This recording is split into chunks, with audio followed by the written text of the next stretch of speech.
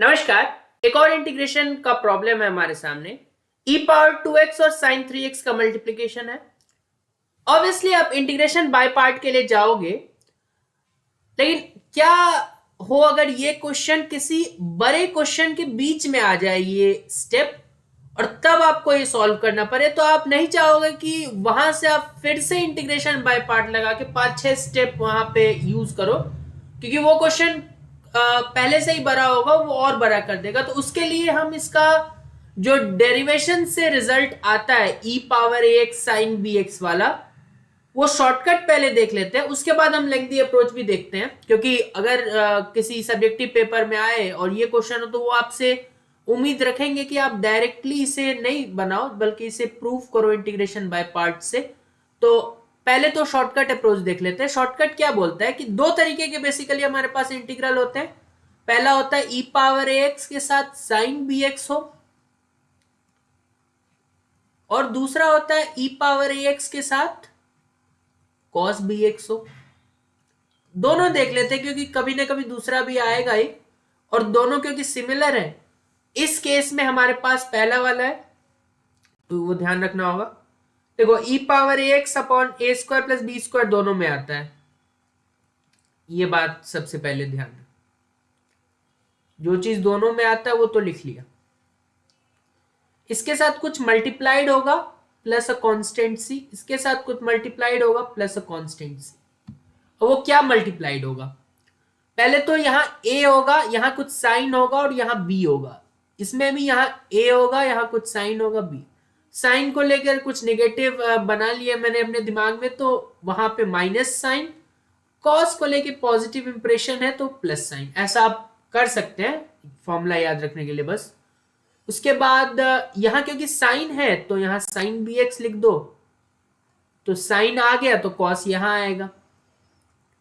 Similarly यहां क्योंकि cos है, तो कॉस बी एक्स यहां लिख दो, बच गया साइन, तो साइन बी एक्स यहां आ गया। ये कुछ तरीका है फॉर्मूला को दिमाग में रखने का। तो उस हिसाब से देखें तो हम डायरेक्ट बोल सकते हैं कि यहां पे e power 2x divided by 2 square which is 4, और 3 स्क्वायर क्योंकि b 3 है विच इज 9, अंदर क्या आएगा a साइन बी एक्स। ठीक है, तो a है 2 साइन 3x, बीच में माइनस का साइन आएगा, और b है हमारे पास 3 cos 3x plus a constant. आप इसे सॉल्व कर सकते हैं, ये 4 + 9 13 लिख दे, ये हो गया हमारा आंसर। इसे ही हम इंटीग्रेशन बाय पार्ट से सॉल्व करके देखते हैं। आइलेट रूल क्या बोलता है? आइलेट रूल बोलता है कि एक्सपोनेंशियल को सबसे लास्ट प्रायोरिटी देना चाहिए। सेकंड फंक्शन, तो फर्स्ट फंक्शन आएगा यहाँ ट्रिगोनोमेट्रिक वाला, तो ये फर्स्ट फंक्शन, ये सेकंड फंक्शन। चलो इंटीग्रेशन बाय पार्ट लगाते हैं। तो first function as it is, I am continuing it from here, यहां से मैं कंटिन्यू कर रहा हूं, ये बीच में तो शॉर्टकट बताया था।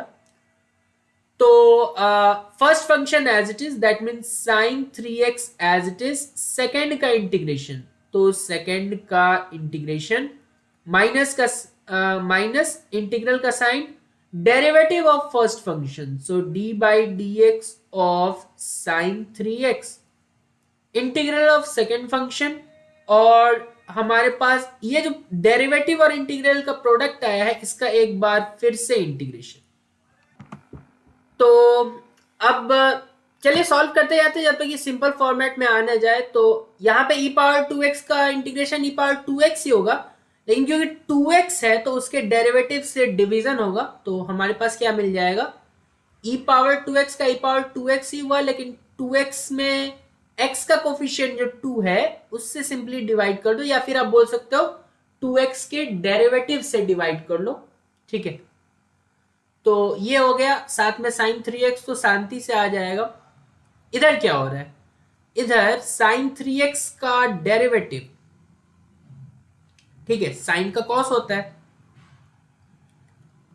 लेकिन चेन रूल से एक्स्ट्रा 3 भी आएगा सामने। ठीक है, ये हो गया। अच्छा, यहां पे फिर वही बात, e पावर 2x/2 आएगा। ठीक है, और dx, ये 3 और ये 2 बाहर ला सकते हैं हम इसी स्टेप में, एक स्टेप कम करने की बात हो रही है, वरना अगर स्टेप बढ़ाना ही है, क्योंकि हमने शॉर्टकट तो ऑलरेडी देख लिया, तो यहाँ जितना स्टेप बढ़ा सके चलिए बढ़ाते हैं। तो 3 को बाहर कर लिया, 2 को बाहर कर लिया, और फिर से हमारे पास e power 2x cos 3x आ गया। अब जब तक कुछ ऐसा ना आ जाए जो क्वेश्चन ही था, क्योंकि हम i को ही सॉल्व कर रहे हैं, अगर पूरे इंटीग्रल को हम लोग i माने, क्योंकि इसकी जरूरत पड़ेगी, क्योंकि राइट हैंड साइड में भी कुछ i रिपीट हो जाएगा, तो जो पूरा इंटीग्रल था उसे मैंने i लेट कर लिया है, ठीक है। तो आपको लिख देना पड़ेगा वहां पे, क्योंकि तब तक हम लोग सॉल्व करते जाएंगे जब तक, क्योंकि देखो ये दोनों जिद्दी फंक्शन है। अगर कोई एल्जेब्रिक फंक्शन होता है जैसे एक्स क्यूब, तो एक्स क्यूब का 3x स्क्वायर, फिर एक्स स्क्वायर का, फिर वहां से 2x आता तो 6x, ऐसे करते करते कभी ना कभी तो वो जीरो हो जाता। लेकिन e पावर 2x का भी जीरो नहीं होगा, साइन 3x भी साइन कॉस होते रहेगा। तो ये दोनों ही जिद्दी फंक्शंस है, तो कुछ ना कुछ हमें टेक्निक अपनाना होगा, वरना ये चलते जाएगा। तो वो टेक्निक देख लेंगे आगे स्टेप में, आपको पता चल जाएगा। फिलहाल तो हम ये देख पा रहे हैं कि पहला वाला जो टर्म है उसमें अब कुछ इंटीग्रेशन नहीं करना, वो एज इट इज लिखना है। लेकिन दूसरे वाले में फिर से इंटीग्रेशन बाय पार्ट, तो ये फर्स्ट फंक्शन, ये सेकंड फंक्शन, तो first function as it is integral of second function, ठीक है। तो लिख देते हैं, वैसे तो e पावर 2x/2 लिख सकते थे डायरेक्ट, लेकिन ठीक है, माइनस इंटीग्रल का sign, derivative of first function,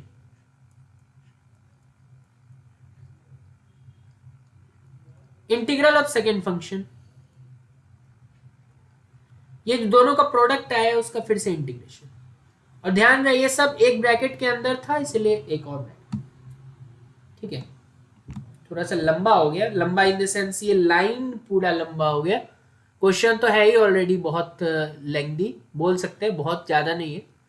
तो यहाँ पे जो जो शॉर्ट हो रहा है उसको करते जाते हैं। e पावर 2x/2, देखो e पावर 2x का इंटीग्रेशन e पावर 2x/2 होगा, ठीक है, इतना तो आपको पता होगा। तो वो इससे मल्टीप्लाई होगा, तो हमें क्या मिल जाएगा, -3/2, और उधर से e पावर 2x/2 आया, तो -3/4 e power 2x cos 3x, इतना तो हमें चीज मिल गया, ठीक है। फाइनली ये -3/2 उस माइनस से मल्टीप्लाई हो रहा है, ठीक है। तो फिलहाल तो हमें +3/2 लिख देते हैं, आगे और कुछ साइन आएगा तो देखेंगे उसको। Derivative of cos is minus sine, तो माइनस साइन 3x आएगा, लेकिन साथ में फिर से चेन रूल से एक 3 भी आएगा। e पावर 2x का e पावर 2x/2, और इस पूरे का एक और बाइट, ठीक है। अच्छा, फिर से वही बात, -3 को बाहर करो, 2 को बाहर करो, तो -9/4 हो जाएगा। तो e पावर 2x/2, ये बात ध्यान रहे, राइट हैंड साइड में i चल रहा है, ठीक है।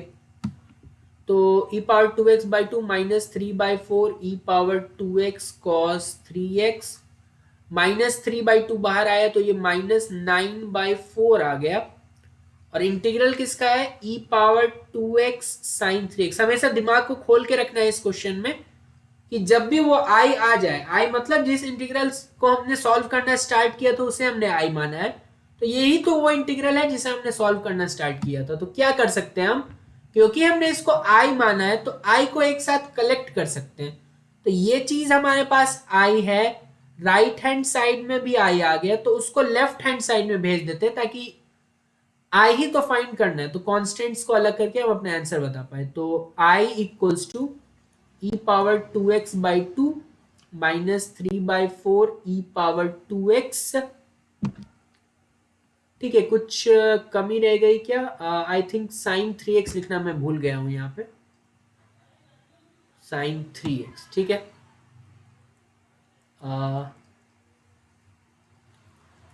e power 2x/2 sine 3x, e power 2x/2 sine 3x,